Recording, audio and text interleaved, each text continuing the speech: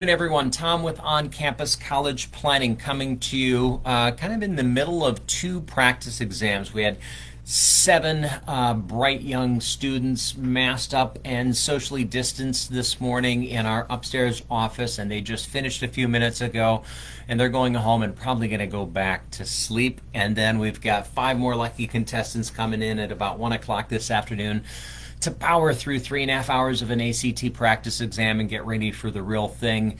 So I'm just catching up on a little bit of paperwork and grading, and I wanted to share some information with you about scholarships. So all week long we've been talking about college and money, and here are the topics, and I'd love for you to go back and look for these on our on-campus page. So we talked about what's the FAFSA, how does it work, how much does college cost, how does financial aid work, and then how can we reduce the cost of college. And today I'm talking about where can I find scholarships. Now these are all fairly short. It's a Facebook Live. They're 5-10 minutes each, something like that. What we really want to do is give you a little bit of information that you can use, and then we would love to help you address some of those questions or answer the questions for you. You can get in contact with us with a free consult. We can do it via Zoom if you prefer not to come in person. And we also have a great resource called College Bound Confidence, and it's an online training platform with a ton of great resources and materials for you to check out. It's a really low $5 first month, and then you can decide whether you want to stick with us, and we hope you do, because we're going to update it weekly with new content on a wide range of topics, from conquering the ACT to what should student athletes be thinking about, to how do we even start to find the right college, to what should my sophomore or my freshman be doing. So check that out. collegeboundconfidence.com. I'll put a link below. Okay, so scholarships. Where can I find scholarships? Well, I want to distinguish right now between two types of scholarships, kind of two flavors. So we're going to be talking about private scholarships and institutional. And here's the difference. Private scholarships, that refers to money that does not come directly from a college. Okay, you don't know which college you're going to yet, or maybe you're already a student in college. This comes from a private source. It could be a nonprofit, but it is not the college, and it is not the federal, state, or local government. An example would be, you know what, the Rotary Club or some other civic group, the Elks Club. They've got a $500 scholarship for kids going into agriculture, whatever it might be.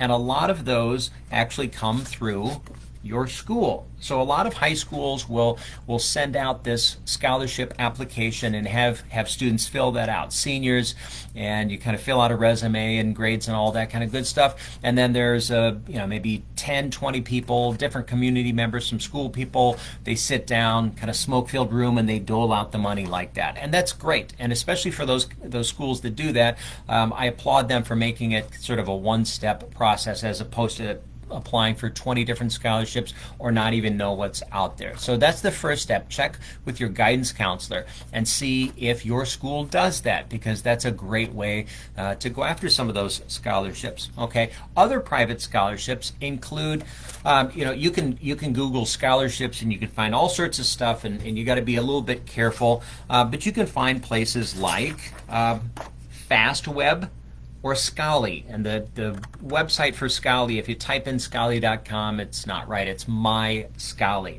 short for scholarship. I don't know why we have to shorten things that much. Scholarship doesn't take that long to say. But these are web-based searches. They're aggregators. They pull in all sorts of different scholarships from around the world, I would assume.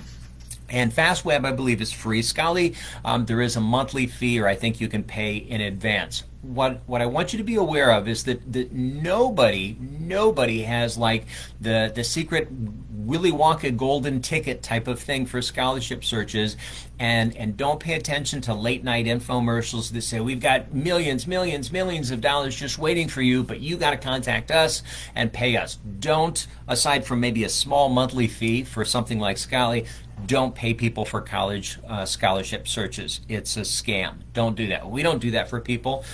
We don't help people do that, because that's kind of outside of the realm of what we do, but we provide them with a few reliable sources. FastWeb has been kind of the #1 scholarship search engine for a long time. That's a great one. And if you poke around, College Board has a real good one as well. And what you're going to do in these sites is you as a student, you're going to create a profile. Here's who I am. Here's where I'm from. Some ethnicity things, maybe other things, demographics about you, and it's going to either match you up with scholarships or it's going to allow you to search for them. Now, just be aware that you could search for and apply to private scholarships for from now until you graduate, and you're not guaranteed that you're going to get any of those. Private scholarships account for about 6% of the financial aid that goes out every year. Now that's a large amount of money, 6%, but it's a relatively small percentage compared to things like institutional scholarships. So back to the private scholarships. I'm on FastWeb and I've created a profile and I found some scholarships that that I might qualify for, and I'm going to submit some applications, usually write some essays, things like that. And that's good. What I would encourage you to do is to think really, really specific. If it's a broad-based, are you going to college and are you a good person and smart? Yes, hey, that fits me perfectly.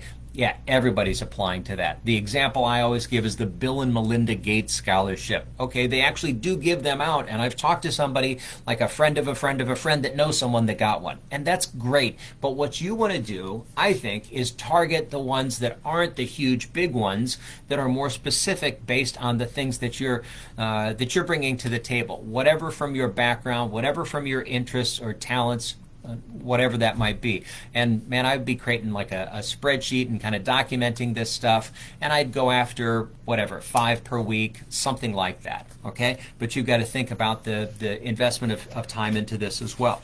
So for the institutional scholarship, so that's going to be different. And by institution, I'm talking about the college. And if you're a senior, you're like, well, I don't know which college I'm going to. Yeah, so you're applying for or being considered for institutional scholarships at maybe 5 or 10 different colleges.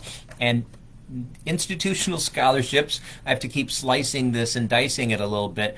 They could be need-based, but a lot of them tend to be merit-based. And merit aid, we talked about this the other day. We've talked about it a couple of times.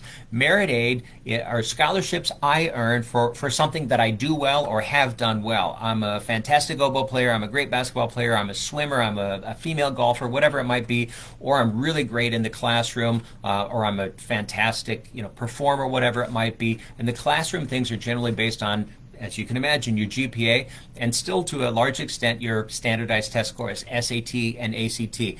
And then when you look those up for University of Colorado Boulder, and you look up merit aid, if they give you a long list of different scholarships, and it's often named after someone, and it might give a few details, etc., like that, but they don't talk about any kind of guaranteed scholarships. That's still well and good, but there is a big difference. Guaranteed scholarships are, let me give you an example. Go to the University of Arizona, for example, and they have modified their scholarship page for out-of-state students, where it's just based on your GPA, and then it's like, if you're from here to here, here's how much money you get, and you're here to here, here's how much money you get, and that's guaranteed money. Those are often called automatic freshman scholarships, and especially if you're looking to go out of state, that's a fantastic way to really, really reduce the cost. You'd be amazed at how many great bargains there are out there, besides just, hey, in Wisconsin we can go to Minnesota and it's the same cost. It's not the same cost, it's their cost. You pay as if you were raised in the Gopher State with loons as your state bird. So look for the difference between just the list and the guaranteed scholarships. One is not better than the other necessarily, right? I still may qualify for these, but it's very different. And this helps me a little bit earlier in the process. If you want more information, again, College Bound Confidence, I talk a lot about merit aid. Last thing to talk about, really think about cost and value. It's easy just to get caught up in the dollar amount and which is cheapest and where do I get the biggest scholarships or whatever. We all make decisions for vacations and for our homes and for the cars that we drive. Very few of us pick the cheapest car, the cheapest home, the cheapest vacation. Sometimes we do, right? But think about value. What do we as a family value, and what can we afford? What is our budget? Had a great conversation with a family the other night, working on a list of colleges for their student, and I just put that question in front of them. I said, I don't know if you've thought about this yet or not, but what is your family budget, and who pays for what and when? And they had thought about it. And they're like, this is what we can afford as parents. We'll go from here to here, and then our student is going to pay this much, and anything beyond that, that's her responsibility. Those are great conversations. Actually, in College Bound Conference, I've got a whole video on models of shared responsibility, which talks about that thing, about how to figure out earlier instead of later how much I'm going to pay versus my kids, and what's the right balance, and how does that reflect not only our finances but our budgets as well. Okay, so that's the end of College and Money Week. We're going to be doing something next week that's a little bit different, but we're going to come back. We're going to talk about money because I know that's a huge concern to so many of you. College is not cheap. It's still a great investment and a great tool for the future. If you'd like to talk to us about anything related to college and money, or anything related to college standardized test grades, whatever it might be, get a hold of me. I am Tom at OnCampusCollegePlanning.com. Leave some comments below. Message me. Hit us up on Instagram. Posted some funny things the other day with a rock star kid named Ben, and I was trying to be funny, and Ben wasn't falling for any of it. But I hope to see you soon. And check us out on College Bound Confidence. Have a great day.